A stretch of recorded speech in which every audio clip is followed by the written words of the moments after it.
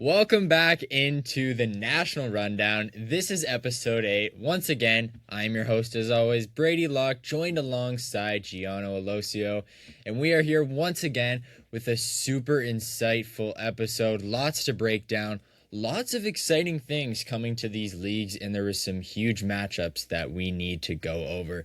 So Geono, before we get all into it, how was your week? Were you as, excited about these games and matchups as I was? Oh, 100%. There's so many great games going on, especially, we'll get into it a little bit, but obviously the Lions and Riders, that was amazing. Toronto, Montreal. Man, there were some great games in the CFL, but then also there's some great CEBL games. I was in person for the Edmonton Scarborough one, and that was definitely something. Definitely a big game for Edmonton that, slipped away. And then obviously Scarborough 7-1. So there was so many cool things to watch out for. But man, there's even some more better things coming this week. So always excited to, keep going and keep watching these two great leagues. As we're starting to get into the, the heat of the CBL season, but also the CFL is starting to get into week 3. There's 21 weeks. So, we're a seventh of the way there. Something like that. We still got a lot of time. So a lot of stuff to keep going with. Yeah, super exciting. And as you all know, we just released our first 2 episodes of the Canadian Fast Break and North of the End Zone. So some super exciting stuff there as we got to break down, each of these leagues on their own and really put aside some more time than just this hour to really go through it all. So that was really amazing. We had Owen Reed and Jeremy Russo. It was just some amazing stuff. But once again, we're here on the National Rundown to, give you some insights on everything, but that's where we're going to go a little bit deeper. So make sure you stay tuned this week because we're going to have 2 brand new episodes once again. But let's get right into it. The National Pulse, we're here to put our finger on it, go coast to coast, and really see what went down from, the west to the east. So we'll start off there in the west with you, Gianna. What happened this week? Yeah, well, I want to start in the CBL. Obviously, there's some new signings and some surprise departures, so we'll get into kind of some of those things a little bit later on. But obviously, man, looking here at the standings, Vancouver is 7-2. They are absolutely tearing it up. They are 4-1 in their last 5. Winnipeg is 6-4. They're starting to turn it around. I believe they're 3-1 in their last 4 too. So they are heating up, man. Obviously, the Stingers are kind of lingering, trying to find that that big win at home. They're still searching for that statement win. I really think Scarborough could have been that chance, but right now they're still kind of just figuring out where they kind of fit in the West. Are they kind of that 3rd seed? I think that's starting to look like more confirmed than it is, something that's more not of a, question anymore. And then Saskatoon is still 3-5. They still have the same record as Edmonton. That one's a little bit surprising, but I think most people would probably think that Edmonton's a little bit better than what their 3-5 record shows. I would agree, and maybe give them the edge over the Mamba because I think the Stingers just have a higher ceiling. So that's definitely an interesting one. And then, man, Calgary lost again. They are 0-10. Man, this team just keeps finding, I feel like they could have found rock bottom by now, but it just keeps going lower and lower and lower. Keeps getting worse, yeah. Yeah, it's. I really don't know what's happening. I think everybody is kind of in the same boat. You feel like, there should have been probably a win by now, but for right now, they are 0-10, and there's no end in sight. We'll see kind of when they get that first win, but for right now, it's not looking as great. Then flipping it over to the CFL, obviously the Winnipeg Blue Bombers were taking on the Hamilton Tiger Cats, and they did not come away with a victory. They lost 37-27. That was a big game for the Tiger Cats and a big game for Bo Levi. And then, flipping it off to end off the weekend, it was the BC Lions and the Saskatchewan Roughriders.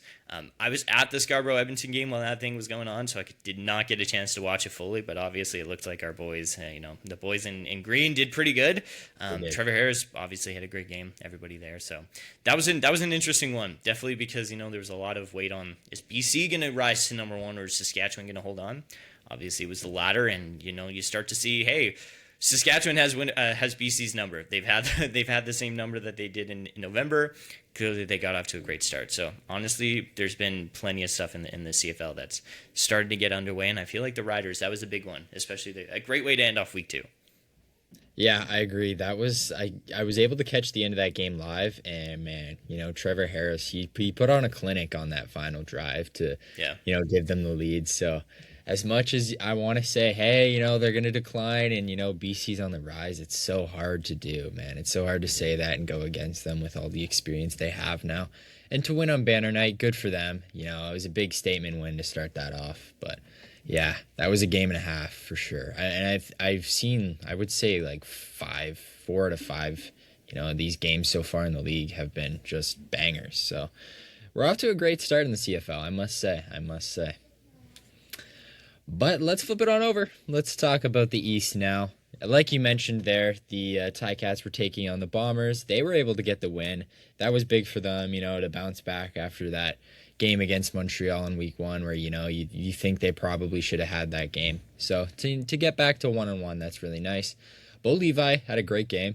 He also had one play. He was turning on the Jets there, which I really love to see. That he still got it. When he needs the wheels, he's got the wheels. But Ticats felt really good. Smith, he had a great game. Monster catches, couple touchdowns there as well. It was huge for him. And yeah, I as much as I've said in the past about the Ticats, I think they are going to be, much of a threat in this East as anyone. Yeah. But to move on, the Argos had a very, respectable showing against the Alouettes. They did lose, but it was a very offensive game, right? There was so much to like from Chad Kelly, I felt, and to like from, as much as Davis Alexander was great. I think it's more so, we weren't expecting that from Chad Kelly. So that's really great to see. But again, Alouettes now 2-0. I probably would have expected that, but yeah, that's really good to see from them. But, the CFL, we're starting off strong, I feel. So those were 2 good games, and I think the East is maybe, going to be a little bit better than we expected. So we'll have to see. That remains to be said, right? But same thing happened in the CBL, right? So there's a lot to be said there. But moving on to the CBL this week, a big thing I would say in the East was, Montreal losing Javon Freeman-Liberty. That was huge, I think. As much as we thought they were, again, still a bottom feeder in this league, he was their glimmer of hope. And to lose him, that's going to be detrimental, I think, to their playoff, hopes, playoff championship dreams, right? So they're going to need something. We'll talk about that a little bit later on. But otherwise, Scarborough is now 7-1 on the season. That is amazing from them. Not something we probably expected, but again, statement win against, Edmonton, who we thought was probably coming on the rise, would be a threat there. But I think even more so is going to be tonight's game against Vancouver. That is going to be, a heavyweight battle. It's really going to be, we had this matchup earlier in the season with Brampton and Winnipeg. We said that was probably for the 1 seed, but now we're looking at Scarborough and Vancouver. This could very well be a look at the 1 seed, right? Yeah. So interesting stuff there. Lots to look at. We're going to get into it now, but those are just your brief headlines and your national pulse for the week. But Geono, I think I just touched on it briefly there. Yeah. Let's get right into this. My question to you to start this episode off strong is, do you think the East is better than the West in the CEBL?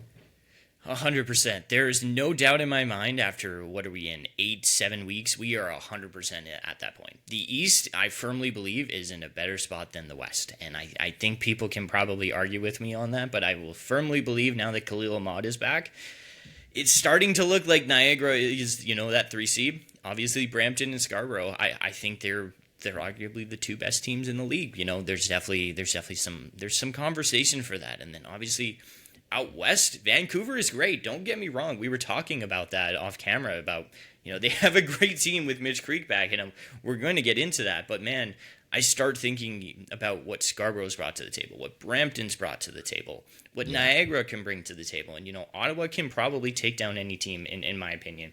Obviously, not so much with Vancouver, but I think at any night they could probably, contend with Winnipeg. They can contend with Edmonton. And right now, those are the 2 and the 3 seeds. So for me, I look at, just how top heavy the East is with the top 2 seeds. The fact that Niagara and Ottawa really look so well, I feel like the Stingers just aren't quite in that conversation yet. And then that just leaves Winnipeg and Vancouver. So for me, it's just more about the aggregate. They just look so good on the East side. And Scarborough really lit up Edmonton when it came down to clutch time. And I think that really tells you a lot about where the 3rd seed in the West is.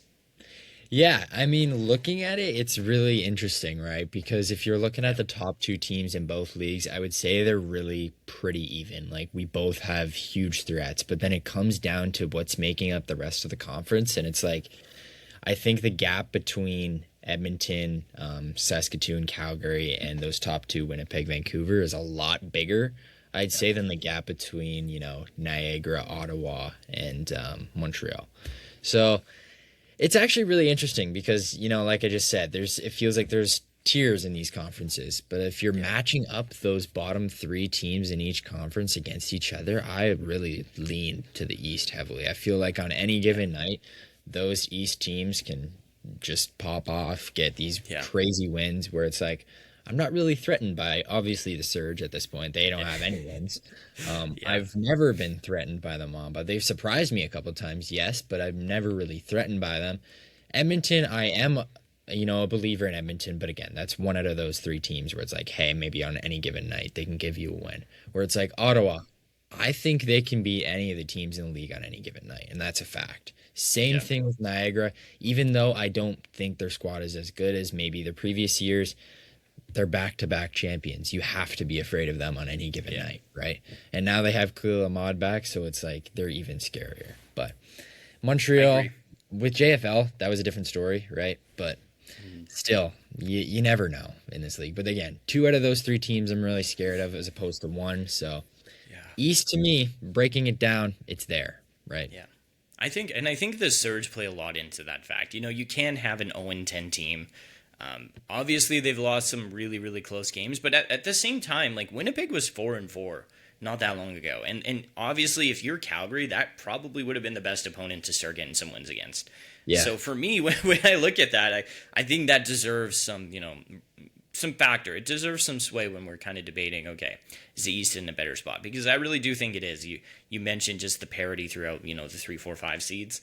I think that's 100% right on. Obviously, you mentioned JFL being gone kind of changes the conversation a little bit in the East, but I still feel weirdly more confident in Montreal than I do in Calgary. And they're going to play on Saturday, I believe, the June 20th. So that one is going to be a game to put my money where my mouth is and see how that kind of figures out. But that's going to be just a game of who's worse, right? Who's the worst team in this league? Yeah, it's very much going to be the 5th seed battle in both conferences right now because that's what they are. Obviously, that's in Lethbridge, so I mean, I feel bad for the people of Lethbridge that we have to subject them to maybe one of the worst games of the season in terms of seed versus seed. Definitely not a thriller the way that, what was it? I think it was Saskatoon and Vancouver in Kelowna. Vancouver's a good team. They'll pull some good crowds. They'll pull some good attention. Definitely interested to see how Lethbridge goes. But yeah, getting back to the point, I just think having an 0-10 team in your conference does not exactly instill a lot of confidence in your ability to say you're better than the East. So for me, I think that's really the deciding factor. Yeah, you can maybe excuse the 2nd and 3rd seed to be like, okay, maybe Edmonton had some tough matchups, and they have, but in all honesty, Scarborough's been better, right? That's the thing, and that's why they're in the conversation for 1. I think Ottawa's definitely had some good conversations there too. So for me, it's a lot of, it really comes down to Calgary and Saskatoon, and I don't see a lot of confidence in them from my end. Yeah, I agree with that a lot, and I think that's that's the biggest point of it all, right? You have a team in your conference that doesn't have a win, so you can't really say you're better than the other, right? When the worst team in the other conference has 4 wins, so you're not even close, right? So I think that's a good way to wrap that up, right? There's just you don't have much of an argument left at that point. So I think we're gonna both agree there that the East is. We didn't see it coming. At least I didn't at the start of the season. So, but the East is by far the better team at this point. Yeah, or better conference at this point. But moving on. I know this is probably a great point to check in on the CBC deal. Obviously, with the NHL and NBA playoffs wrapping up now, there's going to be plenty of more games on CBC. But I think there's a lot to be said about what they could have done with this deal, and are they really maximizing the most, viewership out of it? I don't know, but I want to get your thoughts. I know you have lots on this, so take the floor. Yeah. Yeah, I first want to say, like, I was a big supporter of the CBC TV deal. I think we both were when we first talked about it. I think it gives the league a lot of credibility to be able to be on, the CBC and be able to be straight across the country.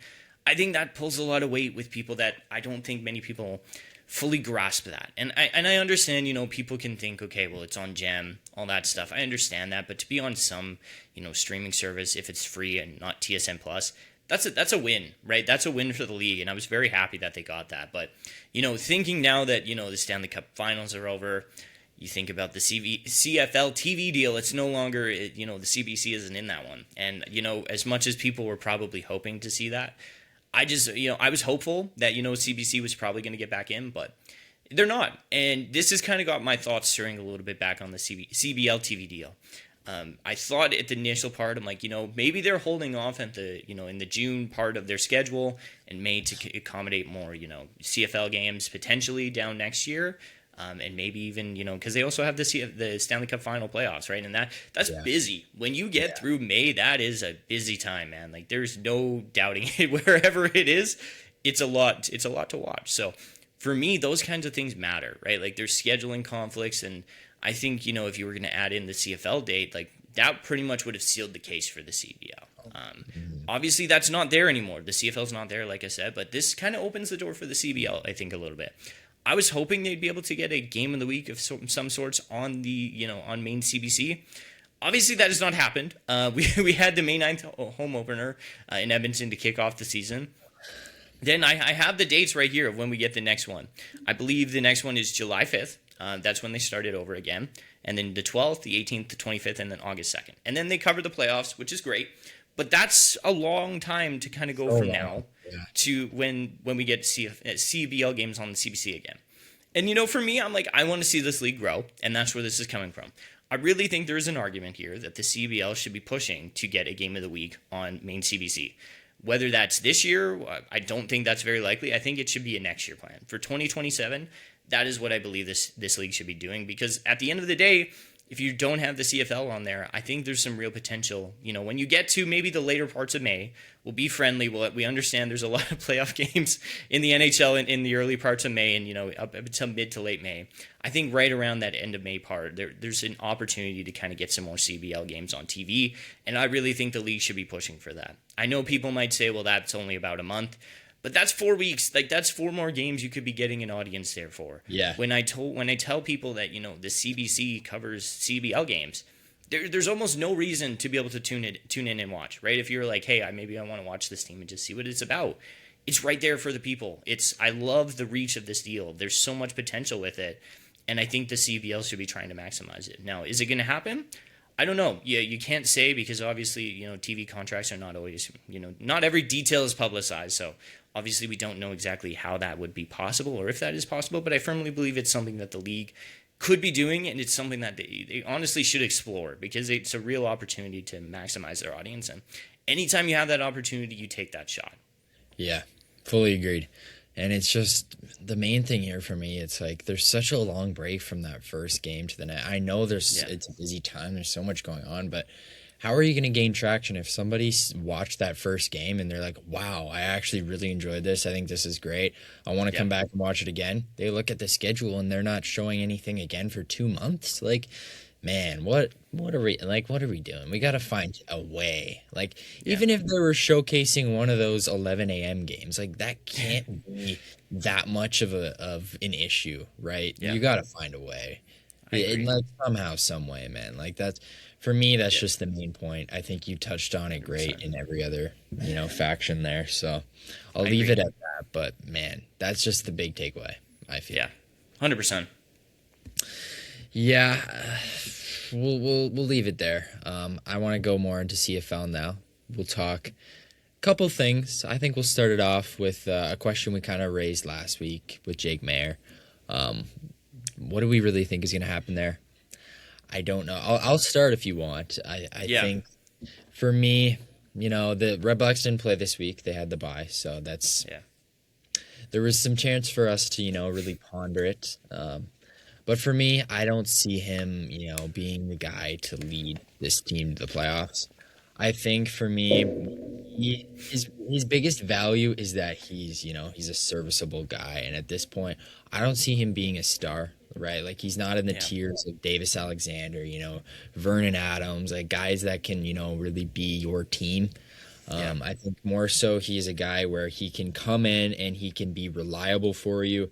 Say, your star gets injured. I think he's a great guy that can come in, give you a good like 4 to 5 games of, just consistent playing and whatnot. But yeah, he can keep you afloat, but I don't think he's going to be the guy to really push you over the edge and, give you that factor, that win when you need it. 2 minutes left in the game, just like Trevor Harris did the other day. Like Jake Mayer isn't going to be able to do that, right? That's the difference between those types of guys. So I think his ceiling is pretty low, but I think his floor is also not as low as it should be. So I think he's just a very mid-tier quarterback, a very serviceable guy.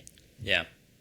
I agree 100%. Like I think you kind of hit the nail on the head there. There's it's so weird in the CFL. Like just 2-3 years ago, we did not have this problem where there was an abundance of great quarterbacks.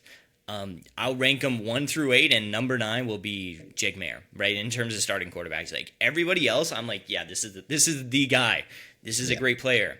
Jake Mayer does not do that for me, and I'll easily eat my words if he can prove us wrong. But the track record has proved us otherwise, and I'll stand by that. I'm a guy, like you said, I've done it for the CBL, I've done it for the CFL. I bet on consistency.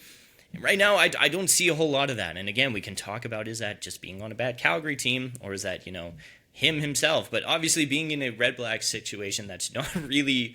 They're not a contender, right? They're going to be near the bottom of the league. Is that the right situation for him to get it right? I don't necessarily think so. And when I think about where the East quarterback situation is, you think about that meme of the Dragons, right? And the one that looks silly. It's like you got Chad Kelly, you got Bo Levi, you got Davis Alexander, and then you got Jake Mayer, right? That's a great comparison, yeah. There's so much, like Chad Kelly and Davis Alexander both threw for over 400 yards, right? That's great. We both know that Chad Kelly was one of the best quarterbacks in the league when he was last playing before he got injured. And Davis Alexander is hot. He's on a great start. He's unbeaten as a starter in the regular season. And I do not think that will change in a very, very long time. Maybe another 3-4 weeks. We'll see where it's at. But I think he's in a great position, and that's a little bit of a flip from me. But he's proven it. He's proven it. We'll see how he does in Edmonton. But back to the main conversation. Like, what has Jake Mayer done to really impress us? The answer is nothing, right? Obviously, we'll excuse week 1. It's in the rain. It's a week 1 thing. It's a new system, new head coach. Yeah. I'll give him a little bit of some leeway. But at the end of the day, looking at the track record, there's nothing that has impressed me. And I really don't believe there's anything that should impress me up until he proves it. And to this point, there hasn't been anything. And that's what's going to be really interesting about, this season is where does his kind of line cross before they start to look back to Drew Brown. Exactly, and that's what is really curious to me because of how like Dinwiddie came out and said before the season, like, this is my guy, blah blah blah. Like, I'm just curious, honestly, like, what is he seeing? I want to see it through his eyes. What is he seeing where it's like you're so confident that this is your guy at the start of the season? I want to know what you're seeing. So if maybe he saw something where it's gonna come out in these next few weeks, I don't know, but for me, not seeing a lot to really have me confident going forward as a Red Blacks fan. I think he needs to be on a team with a guy like Trevor Harris where he can back him up. And, if he goes down or whatnot, or if they has a bad game, he can come in there for a couple games, right? And just hold down the fort. But, yeah, that's kind of where I'm at. Yeah. That is where I am at. But I think we'll move into this next conversation, right? I want to talk duos. Best duos in the CFL, right? Yeah. We saw some really great stuff this week from, Alexander and Philpott, which kind of brings up the question. After, last week playing so well, this week, are they maybe the best duo in the CFL? They're certainly proving it. I can tell you that. Like they've absolutely taken over the league. Davis Alexander and Tyson and Philpott, they're just absolutely on another level right now. I was talking to Brady earlier. It is kind of the year of the Philpotts right now. They're both doing really amazing in Calgary and Montreal. So, when I kind of think about it, is there really a conversation about this? I think so. Like, will Tyson be the number one in Montreal? I think he's starting to prove it more week by week. There's definitely a lot of options there. Like, don't get me wrong, but yeah, you got Sneed too. It's like, man, yeah, you start to feel like Philpott's the number one, right? Yeah. And I mean, Davis Alexander, I mean, all you need is one good wide receiver and a good quarterback, and that can really be the centerpiece of the offense. It doesn't mean it's the whole thing; it's the centerpiece. And I can make an argument for Kenny Lawler and Bo Levi, and I definitely will. I think they're my number two right now. Yeah. But I think like also Justin McInnes and Nathan Rourke are in there too. That's one. I think they would be my three. Yeah, like I feel like they're an all Canadian duo too, and I think that should buy us some like some consistency here to be like, hey, there's actually something about this duo that's really good. When it comes to it, I think that's really important. Obviously, to have a full Canadian backfield, well, not a full Canadian backfield, but quarterback, then also a wide receiver. That's really unique. You don't get that all the time. So, I think those are the top three in my opinion. Agreed. I don't think there's much other outside of that. Maybe you can see Harris and Baker. Like there's some questions there, but I think it's without a doubt. Rourke, McInnes, Levi, Lawler, and then. Philpott Alexander coming on the scene here, and I think they've made quite the statement in the first couple weeks. I mean, Davis Alexander, he's got weapons, like you just said, he's got weapons. So there's going to be a lot of interesting, back and forth. I think will go on throughout the season, but right now I think that's probably the top two that I have. Yeah. But I think you touched on it all there. Like Philpott is coming on the scene. I mean, his brother you probably thought was more of the Philpott face, but now there's a dual threat. So yeah, I like it. I think there's so much to like about them. To be honest with you, like again, Tyson Philpott won the Alouettes, basically the Grey Cup. Obviously, a lot had to do with Cody, but he did catch that big pass, right? Like I think that's when I think of the 2023 Grey Cup, I think of that pass. I think of Cody Fajardo rolling out to his left and then finding Tyson Philpott in the end zone, just barely. That's what I remember about when I think of that Grey Cup. So when I see that, I'm like, that guy's always been there. I feel like he's kind of the face of the Alouettes right now, and as much as Davis Alexander's probably right there with him, I like Tyson Philpott. And obviously Jalen out in Calgary, we'll see how he does with VA. But man, like I like. There's so much to like. There's so much to like there. I won't say that every single team has one of these duos like you may have with every great quarterback. I don't think every team has a great wide receiver yet. I point to Edmonton. I'm like, I don't know who that's going to be honest with you. I agree with you on Harris and Schaefer Baker. Yeah. Honestly, yeah, Calgary, I feel like it could be Reggie Bagleton and VA, but I also think there is something to say for Jalen Philpott. And then, you think about Ottawa. It would be Geno Lewis and Jake Mayer, but I'm not too high on Jake Mayer. And then, No, I don't think we're there. Yeah, I don't think we're there yet either. Like, there's just so much. There's some good teams that kind of have that elite wide receiver duo with the quarterback, but right now I'm not seeing it outside of anywhere else. But I'll tell you this, like I really like Jalen Philpott's game. I like Tyson Philpott's game.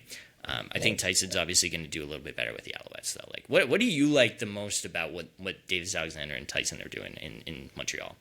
I mean, I just like how Davis can just find him whenever he needs him. Like it's almost like he knows exactly.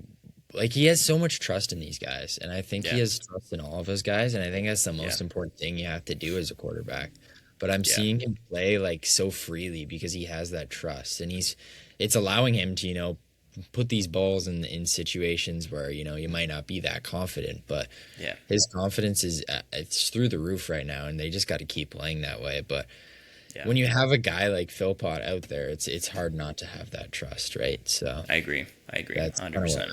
For sure. And that's why I have the most belief, because it's like, you look at other teams and, maybe at this point they don't have, as great of a receiving core. So you can't be as trusting in your other guys. I think outside of maybe Hamilton is a great receiving core, right? Yeah. But you just gotta trust in them. I think that's the main thing in football, right? But I agree. You can't be scared to make mistakes. I know it's gonna happen, right? Yeah. But if you're unconfident, it's only gonna make you have even more mistakes, which is I agree. The interesting thing. So. I agree 100%. Before we get out of the CFL talk, I do want to take a look forward at this week, because we got a Saturday doubleheader. And then we have a huge game Friday night.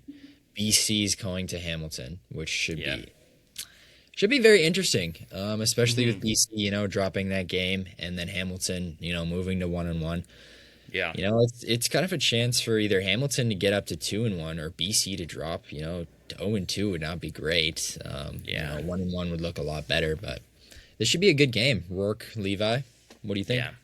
I think that's going to be that might be the sneaky game of this one. I think, in my opinion, I'm looking to the Riders in Calgary. Like, that one really feels like the big eye-popping one, right? Just because Calgary and Saskatchewan were so close last year.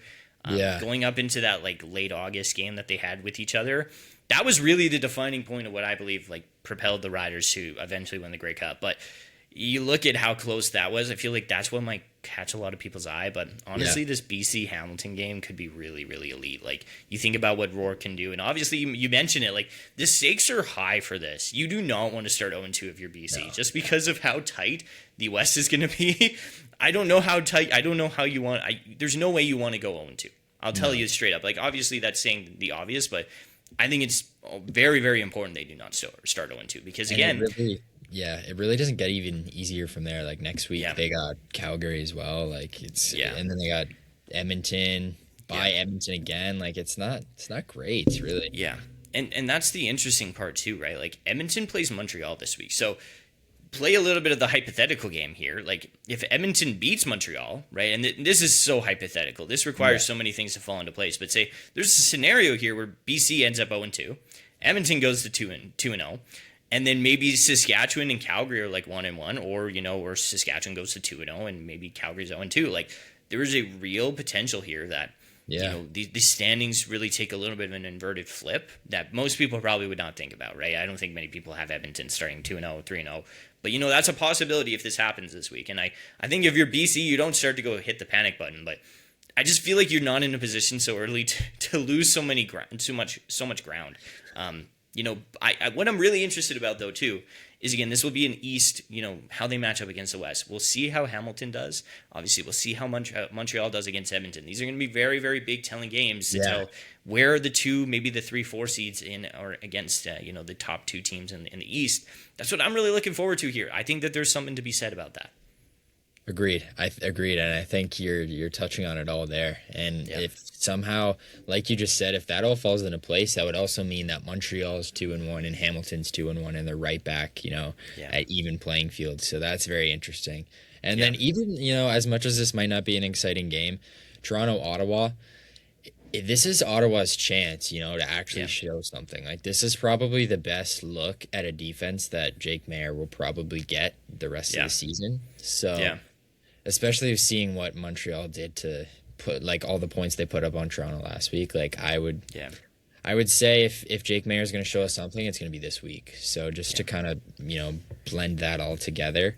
I agree. That's interesting to me. But again, I'm looking forward to, honestly, all of these games. Like, they have some interesting storylines. Like, Montreal and Edmonton, like, you're trying to see if Edmonton, is really going to be a threat, if Montreal is, really that team. And then Saskatchewan, Calgary, Saskatchewan coming on the road, tough test, right? So I agree. Going to be interesting, and I'm actually really excited for all those. I feel like the other thing too you mentioned, like, Ottawa plays Montreal in week 4, and then they play Saskatchewan in week 5. Like, really the only almost guaranteed easy offense that they're going to play over the next little bit is week 6 against Edmonton. And that's July 9th. Like, Brady, it is June 15th. If you're like, this is a really big game for them this week. Like, obviously, it's in a few days, like, it'll be on the Saturday, so 5 days from now, but still, like, that is a long time to really go without a really good chance for them to really make their mark. Because, again, you look at games that you're like, I could win this game, versus you're going to need a miracle to kind of win it. You look at how Montreal is playing, I feel like that's where they're in. And the same thing against, obviously, against Saskatchewan. If they play to where we think they're going to be, I really think this is the game that Ottawa needs to be able to win to say, hey, we're not going to be that bottom feeder. This is the chance to kind of, change the expectation in the course of the season. Do I think they're going to do it, though? To be honest with you, no. Like, I really like what Chad Kelly did. Yeah. Obviously, coming off the first game since, I believe, late October 2024, maybe it was the very early bits of November 2024, when, he had his leg injury in Montreal in the East Final. I look at this and I'm like, okay, Kelly is back. He's back, and I really wonder about how that Ottawa defense is going to do when, this is the game. That's the big point. There's so many questions. This is a big game for Toronto. This is a big game for Ottawa, and I mean, people may not be looking at it, but I mean, these could be some really important games that come down. They may have later season, implications. Yeah, honestly, I think you brought up some really good stuff there. I think that honestly, like if Mayer doesn't do much here, and then he kind of stays in those next two games, which are tough, Montreal and Saskatchewan. It almost by July 9th, I feel like it almost forces Dinwiddie's hand to maybe play Drew Brown and then give him a shot in that Edmonton game to see if he can go out there. Yeah. So that honestly, like, this could be, a big game for Ottawa, as much as we're like, hey, it doesn't really mean too much. Like, Ottawa's not a great team. Yeah. But looking at Ottawa, like, this could be their future. This could be, what really is the course of their season. I agree. And then the other thing I'll say before we kind of, end this thing off and wrap it up, I feel like there was just a lot of, we talked about the dangerous 0-2 start that BC could kind of be in. Like, I think if Ottawa gets to a week 6 situation and they're 0-5, I mean, I'm almost like, did you wait too long if that's when they decide to go to Drew Brown? Like, I think that's it's a scenario, so it's not happening. But, you talk about it, like, where is kind of the line? Like, this is the beginning of that, right? This is not a mulligan. If the weather is great, and they probably should be, that's something you start to take into account to be like, okay, like, how long is the leash here? I don't know if it gets to 0-4. I think it might stop after 0-3 because the East is going to be tough. And, that crossover usually happens from the West. So if you're Ottawa, you may have to make that decision early to be like, okay, we got to save our season. We can't wait too much longer because you can't start the season 0-5 and expect to really, bounce your way back with Drew Brown. So that's so interesting to me because like what I'm thinking, it's like would they want to like toss him into those two games against Saskatchewan and Montreal? Like, I don't know. Would they like let Mayer just take like a couple beatings or just see like whatever happens? And then kind of start fresh. But again, like you said, you can't really wait that long. So it's kind of a tough spot. You almost wish you had like that Edmonton game a week or two before. So. Yeah, even like the bye week, obviously, if they were playing a home and then a home, obviously, playing them back to back, you would probably feel a little bit better about your chances. But yeah, like there's that's a tough one to go through. Such a tough stretch. So obviously, this Toronto game is it's really important, although it may not seem like it in a week 3 situation. It's definitely important. Agreed. Fully agreed. Okay, yeah. I think that's great. I think we'll move on from there, from the CFL. I want to go into the CBL now because there's some big storylines that we need to get going on here. This is going to be our kind of returns, departures segment because there was many this week, right? We saw Mitch Creek, we're going to start there, in Vancouver, signing to the Bandits. I mean, the rich are only getting richer now, right? Yeah. Like, you bring in your guy from the last couple seasons. Like, man, I said so much this past week and a couple weeks ago where I'm like, Vancouver's reached their potential, and now I have to go back on all of that because now, looking at them, they are just opening up so much potential for them, and they, to me, are looking like the clear championship favorites now. Obviously, I agree. I feel like that's kind of hitting the nail on the head. I feel like, I will say this, I still feel a little bit more confident about Scarborough, but we're gonna figure that out tonight. Obviously, this will come out probably in a day or two, so everybody should know the score by then. But I'm coming out, and I will say this again. This could age very terribly, but I really think this is Scarborough's game, and I know people might look at it, you think about what Edmonton did, and we'll definitely get into Scarborough a little bit more, but man, I feel like this is Scarborough's game tonight. I feel like it'll come down to like 3-4 points. That's my take. But I'll say this, like the Bandits, credit to Kyle Julius, great recruiter. I don't know how you get, like, I want to read off their roster because we were going over this. Yeah. This is absolutely insane. That's what truly opened my eyes. Yeah, like Jarkel Joyner just dropped, like, he has the most points by a Bandit, like, in a single game. You think about Tyree Samuel, You think about, obviously, Grant Shepard had a nice game too. Got to throw him in there. Michael Mulder, kind of the guy that people forget about a lot of times. I mean, this guy played with Steph Curry, right? I mean, I don't know how we don't talk about that a little bit more, but you think about that it's surprising. You think about Miller Kopp. You think about Jalen House. You think about Mitch Creek. Like, there's a lot of great talent here. Now, the thing that I do realize... Studs, man. Did you even say Tyrese Samuel? I don't even know. I did. But here's the thing. Here's the interesting part with all this stuff, right? Is that like Jarkel is like he's an import player. Obviously, Michael Mulder is Canadian, which is I'm sure they're very happy about that. But Jalen House and Mitch Creek are technically imports. Miller Kopp is technically an import. And then obviously Jarkel Joyner. So I think that's 4.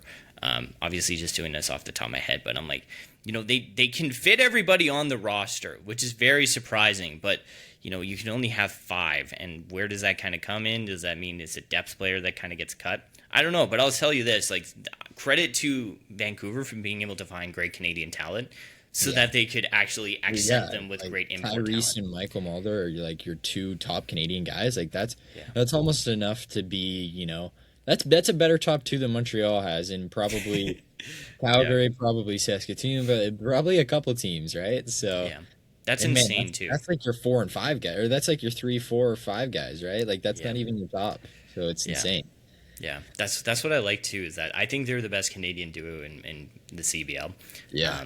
I think that's really shocking too. Like I don't know. I don't think many people would probably have guessed that coming out, but yeah, I think that it says a lot about where Vancouver's at and how they just stack talent. They just stack talent, man. I tip the cap to Kyle Julius. How he keeps doing this year after year, I don't know, man. I all you can do sometimes is just sit back and admire and be, you can't be a hater. You gotta pay respects when they're due. And I think Vancouver's 100% earned them. But yeah, they just you're right. The rich keep getting richer. But I'm surprised Creek came back because, as he told us, he was never coming back. And even if he's going to be here for 3 weeks or so before he goes off to Australia to play for Australia for the FIBA qualifying round. I mean, you still got to sit back and say, hey, like this can be the part that helps get Vancouver into the playoffs and be a championship contender. Really, that top seed would be nice. Right? Yeah, and that's what I think the part of this move that maybe might go a little bit under the the importance here is that people might think Winnipeg, they're starting to heat up. Like they're 1 win out of tying Vancouver. Obviously, they don't play tonight, but still, like, being that close, you if you're Vancouver, you take what you can get. And I think Mitch Creek being here, if they can win 2, 3, 4 games, you start moving into that conversation of, okay, like you're going to be, probably the number 1 seed unless, Winnipeg comes back and is just unreal with Xavier Moon. But I think that's the underlying part that people might not be missing here, might not be seeing here. Yeah, fully. And I think that kind of transitions me into my next topic here with, you just mentioned Winnipeg. Xavier Moon should be back soon. Nothing fully, no date confirmed yet, but we're assuming he should be back within the next, game or so. So how is that really going to affect things in the West? Vancouver gets Creek, but Winnipeg getting Moon. We've talked about this all season long, and that's kind of been my talking point with Winnipeg. I know he's coming back. There's going to be so much, potential with that. Yeah. I think that puts them over the edge, but this Mitch Creek thing scares me a little, even if he's not here the whole season. But Winnipeg, looking at it, I just think they need Moon back, and I think that's what's gonna elevate them back into that top spot in the West that I thought they had this whole time. Yeah, like that's the thing that everybody's kind of not really cluing in yet. Like, I think Xavier Moon's season, I believe he played in Russia. Sometimes it's too hard to tell, but I believe it's in Russia. Like, I think it came to an end this week. I seen him, I believe, flying back to, Winnipeg on his Instagram story. So obviously we'll see there. That's not a confirmed report, but you just take what you can get, the little tidbits that pretty much in my mind says, if that kind of connects up, he probably is back within the next week or so, right? Yeah. Give or take a little bit. Obviously, unless the team confirms it, it's never really confirmed, and it's all just, you're just throwing darts and blindfolded essentially, but, making it very clear on that. Like, yeah, like I don't know exactly when Moon will be back, but it feels like that's the important part of what Vancouver, is really going to be, kind of missing in their challenge with Winnipeg. when that kind of happens, when they face off next, like that's going to be a big game. I don't care where that is, when that is going to be a huge game. I don't know if it's necessarily going to be that like statement game of what Scarborough Vancouver is going to be tonight, but we'll see when they get there and what that looks like. But I just don't know how you can't look at Winnipeg and say, they're going to get way better with Xavier Moon. And I mean, this team's already doing really well. Again, they were 4-4, like at the beginning of last week. Obviously, you win twice against Calgary. That changes things. Obviously, you take the wins where you can get them, and now you're 6-4. But I'm really excited to what this exactly means for the Sea Bears and how Moon actually fits into the offense, because we've been waiting since May 9th, and he's not here yet. Yeah. We're past the month point, and again, we're actually starting to get close to that halfway mark of the season. Funny enough, obviously Winnipeg being at 10 games played, that I believe that it's 24 game season, so it's like 12.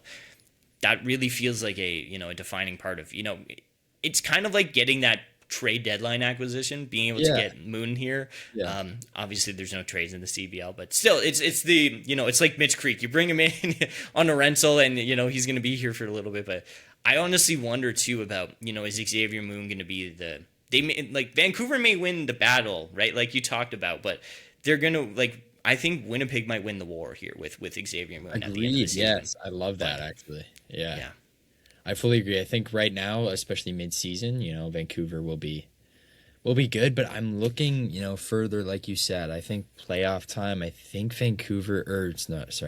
I think Winnipeg's going to have the edge, to be honest with you. And I mean, Mitch Creek will probably be gone for playoffs if I'm not mistaken. So believe so. We'll have to see, but yeah, I think Winnipeg, even with Creek, I've loved Winnipeg, what they've shown, right? And they were staying afloat, not even afloat. They're top 2, so but they were around 500 for a while, and it's you still have Moon coming back, so there's no worry. He's only gonna make you guys better, right? So I mean, to answer the question of do I think the Bandits are still number 1, that remains to be seen. I think what I would say, kind of being as neutral as I possibly could, I would say Vancouver is number 1 in regular season, whereas I think Winnipeg will be number 1 in the playoffs. Yeah. But I think there's a lot to be seen. I'm curious what you think there, if you're leaning more Vancouver or Winnipeg. Yeah. I feel like Vancouver might be the number 1 now, but like you said, I think the war could be easily going to Winnipeg. Just because, obviously, again, Vancouver's just so tough, and you don't know how Winnipeg's going to be with Moon, but on paper, it works so well. Again, you look at how great Teddy Allen has been, and you imagine adding the greatest player in the CBL's history to that team, and you can't help but say, well, this team on paper should be the best team in the West. And maybe even the best team in the league, but again, I feel like that's maybe a stretch until they prove it. I keep looking at it, and I'm like, okay, I believe in the vision. Am I buying it right now? Maybe not, but I think the war could go to Winnipeg, and I think that by the time we hit the playoffs, I actually do think they could be the number 1 seed. But that's gonna be the new battle. Obviously, again, there's a lot of emphasis on this Scarborough Vancouver game. And I think honestly we should talk about that. Yeah, this is going to really define that. Who is the number 1 in the league? Because right now, obviously, you could easily suggest Brampton might be maybe not right where they want them to be, and maybe this is an opportunity for the 2 or the 3 guys, which would be Vancouver, Scarborough, to really ascend and take that, and if not, take the number 1, firmly cement themselves as the number 2. It's very rare you get this opportunity lined up such almost midway through the season, and they're both on really, really great records, so I think I talked about it. I think Scarborough's going to win by 3 or 4. I don't know why you're not so high on them. I can understand it. I understand, but I think for me, I think they're a lock for the 2nd spot, if not being the 1st spot in the league. Oh yeah, I think at this point it's definitely a lock for top 2. Right? I don't think the Niagara or Ottawa could truly catch them at this moment, but I also think that I just want one more statement win. I think that's kind of the big thing. It's I want to see them go out and tonight beat Vancouver. I want to see them go out and, maybe take down Brampton again. Or I don't think they have beat Brampton yet. So take down Brampton would be huge. That would be huge, especially that would be for the East. So I'm looking at that. But, my prediction of, Scarborough going 8-0 is very close. Very close. Very, very close. Yeah. I think we can both say that was probably one of the best takes from the national rundown thus far. I agree. I think that's up there. I think that's definitely the leading one. I think I will say I'm very very happy with how my Calgary pick has gone. I really do believe the 0-13 after Canada Day is on track to hit. Obviously, I think they have 2 games against the Mamba, but I think it's a real possibility, man. I think it'll be 0-13 before Canada Day. But either way, like they play the Mamba a little bit. They play the Alliance. I think it's very possible. But yeah, sticking with your point, yeah, Scarborough. I think you really hit the nail on the head there. Like, there's so much to like there, and I think it was a really bold take when I heard it. I said I could see the vision, and obviously it kind of came true. They did win in Edmonton, so I can't remember, who did they lose to? Who was that game? Do you remember? That was a Mamba game. Yeah. Oh my gosh, I remember that. We talked about that. Like upset. I'm like, dude, we did all the hard work, and then it was the Mamba. That was the Paw Patrol game, wasn't it? Yeah, it was the Paw Patrol game. Yeah. Yeah. Gosh, oh man, I think honestly they could be 8-0 right now, and to be honest with you, I think if this was an 8-0 team, like, I don't see how anybody couldn't. They probably would be everybody's number 1 pick right now. Exactly. I think that a combination of, losing into the Mamba in the Paw Patrol game with my surge, number 1 at the start of the season, I think in a combination of that is why I'm probably hesitant to, be all in on them yet. But I'm right there. Like, with the surge, when I was saying I was almost falling off the cliff and I fell off, I think here I'm like climbing up the cliff. I'm almost there. I got my hand on the top of it. And if they win tonight, man, we are, we're sticking our flag on the mountain and we're saying, Scarborough, we're here. Yeah. I don't think there's many games that could tune in people from like all across fan bases but in the CBL, but I think this is one of them too. Like, this would be Yeah, this especially like looking at markets, right? Like Scarborough is like one of the biggest, CBL. Like Jeremy had said on the Canadian Fast Break, like that's such like a premier team, right? Yeah, and then you look at Vancouver again. I think that's the same, right? Like they're Vancouver Bandits. They're big city. I think they're best team in this, one of the best teams in this league right now. Like that's a matchup you want to see if you're a CBL fan. I agree. So I think that's great, honestly. And then I think we should probably, wrap this up with looking at our hot takes from last week. We won't give out any new ones this episode because, we're still kind of hesitant on those, giving out some good ones. But let's check in with those. We'll check in with your Calgary one first. Yeah, I think it's working, to be honest with you. We just kind of talked about it. I think there is some real possibility here.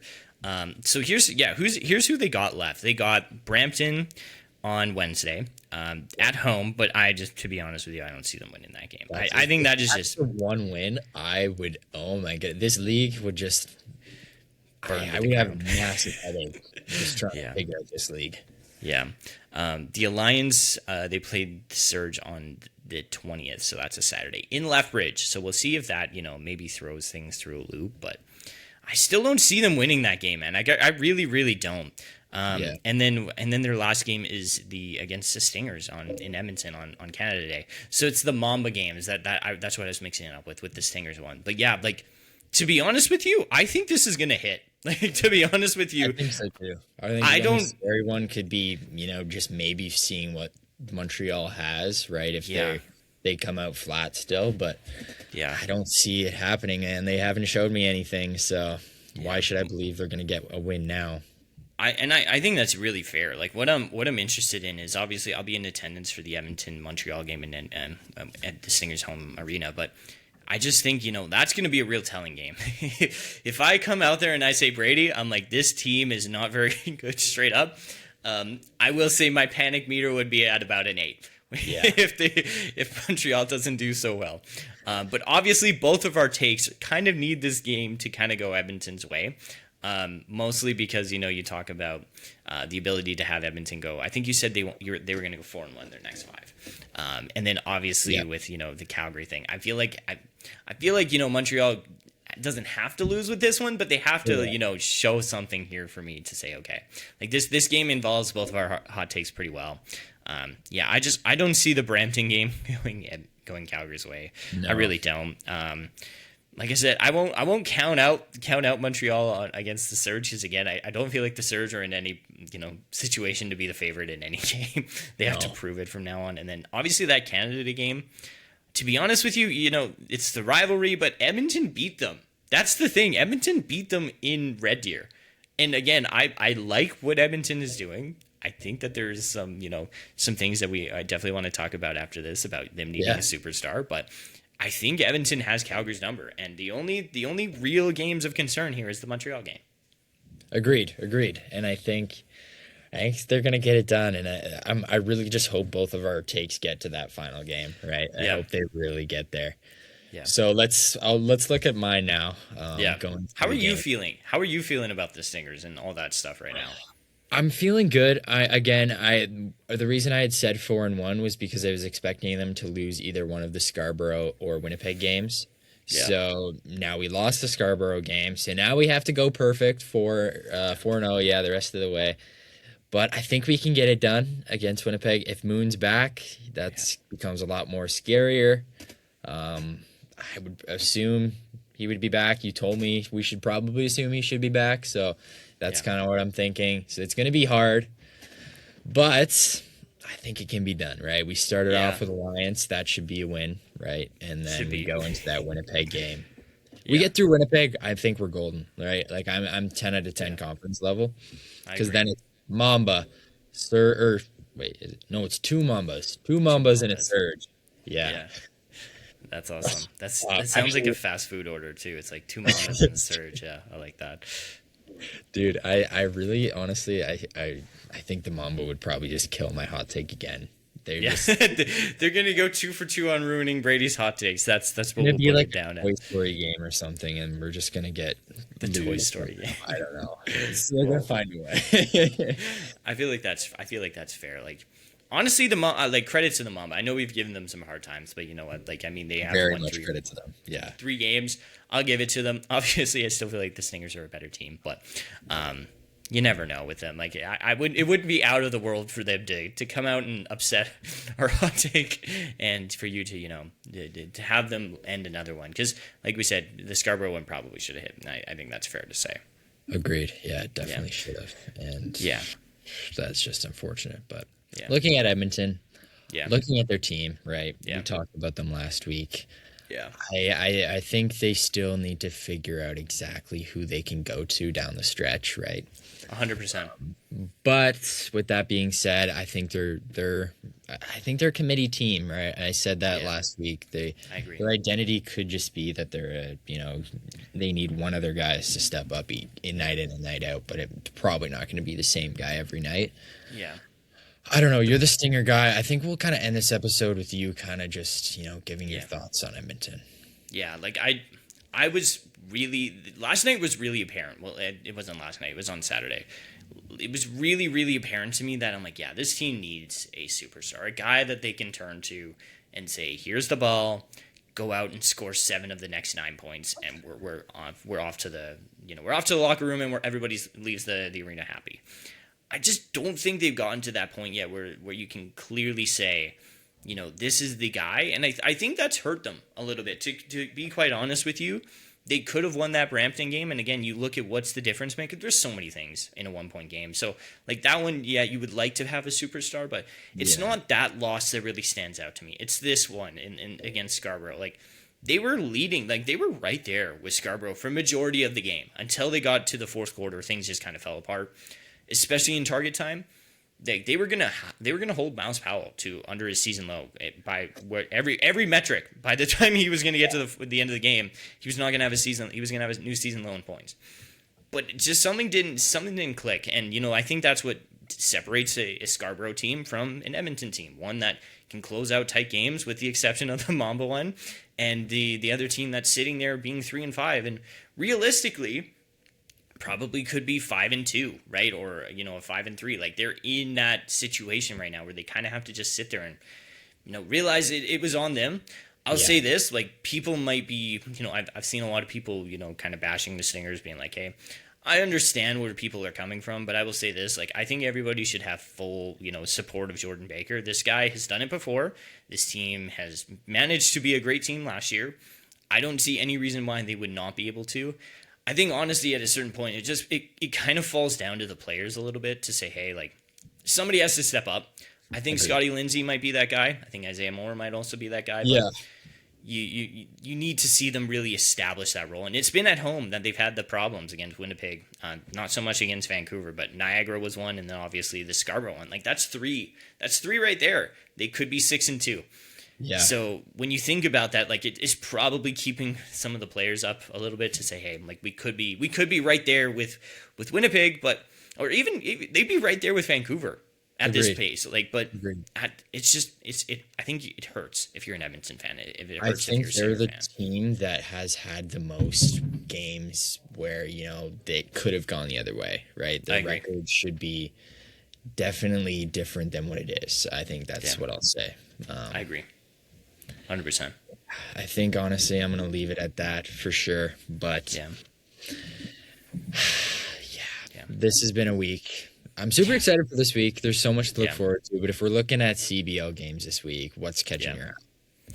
I think it's very clearly the game tonight between Scarborough and Brampton. That one really feels like it's the game, and then obviously the Vancouver-Winnipeg game on Thursday, that on June 18th. Like that one's going to be huge. Again, those are some nice games that are really going to be big. And then after that, they also play Brampton and Vancouver on the 20th as well. Like that's going to be absolutely phenomenal. Like those are games that you look at to be like, yeah, this is peak cinema. I'm like, that's what it is, because there's no other way that you can have, like, this is probably going to be the best week in the CBL this season. I'll put that down there. I think that there's just so much to like there, but also looking at the CFL, I think like we can kind of wrap up our picks and we can kind of go, wrap up episode 8. But looking at who we may have for the picks in week 3, like we have BC and Hamilton. Honestly, I think I might go. I'm gonna go Hamilton for that one. Who are you leaning to? Ooh, really? Okay. Yeah. Honestly, I definitely could see that. I think I gotta stick BC, but I think the home field will play a big part, so that could be. Yeah, I'm just gonna be go on the opposite side. I'm gonna say BC. Go the opposite way. Okay. Toronto, Ottawa. I'm definitely going Toronto. Like I said, I just don't think there's too much with. Definitely Toronto. But I mean, part of me just kind of wants to see Ottawa do something because I just have a little hope in there for Justin or Jake Mayer. But who knows? Yeah, and then we got some nice matchups here for 2. Then like these are later games, but Edmonton, Montreal, and then Saskatchewan, Calgary. Honestly, okay, is it bad? I could totally see both the Alberta teams, like kind of sweeping it, like being. That would be interesting. That would be really interesting. I might go Edmonton against Montreal, and then I might go Saskatchewan. To be honest with you, that I feel like that might be my right one, but it could also be very wrong, and it could be Montreal and Calgary, and it might look very bad. I think this would definitely be like an upset spot for Montreal, like a bit of a down game. Especially on the road, you just had 2 big wins. You might be feeling a little confident. Yeah. Edmonton could come in here and go 2-0, which would be really interesting. And then very, very shocking. But I think I'll lean Montreal. I think I'll have to go Montreal. And then I think in that, I'm actually going to do complete opposite of you. I think I'm actually going to say Calgary here. I think Calgary at home, Saskatchewan, escaped BC, but I think Calgary will play them tough. Calgary's going to be a different beast. Yeah, I agree. I think that's fair. Yeah. I'm going to go Montreal, Calgary. Yeah, this is interesting, man. Okay, BC, we'll see. Montreal, Calgary. Yeah, we had how that all goes. One agreement, but three different ones. So that's going to be an interesting thing to watch this week. Yeah. I agree. So I think we're going to leave it at there for episode 8. Some super exciting stuff to look forward to. But again, make sure you guys tune into this and tune into the Canadian Fast Break and North of the End Zone this upcoming week as well, because we're going to be breaking this down in much more in-depth, going into it all. Some great debates. I know Owen's super excited to break down some more CFL. Jeremy's got some great stuff, and he's going to probably gloat about his Bandits a little bit when we talk to him next. But that's going to do it here for the National Rundown. Once again, I've been your host, Brady Locke, joined alongside Geono Losio, and we will see you next week. As always, take care.